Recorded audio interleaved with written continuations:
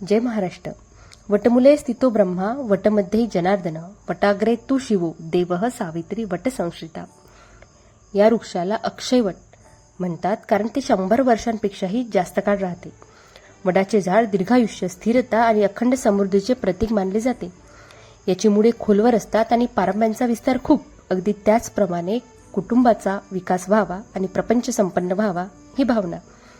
वड हा दीर्घायुष्य असल्याने वृक्षांचे संवर्धन आणि जतन व्हावे या हेतूने वृक्षांची पूजा ही आपल्या भारतीय संस्कृतीने स्वीकारली.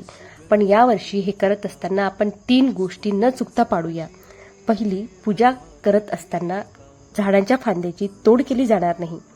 दुसरी गोष्ट, दुसऱ्या किंवा 2 दिवसांनी त्याच जागी जाऊन आपण या झाडाला धाग्यांपासून मुक्त करून त्याच्या वाढीस सहकार्य करू. आणि तिसरी महत्त्वाची गोष्ट, आर्याच्या ताटासोबत न चुकता एक रोपटे घेऊन मोकळ्या जागेत आपण लावूनच परत येऊ. म्हणजे पुढच्या वर्षी पूजेला जाताना हे रोपटे आपल्याकडे टुकूटुकू बघत असेल. धार्मिक भावनासोबत सामाजिक भावनाही जपल्या जाईल. धन्यवाद.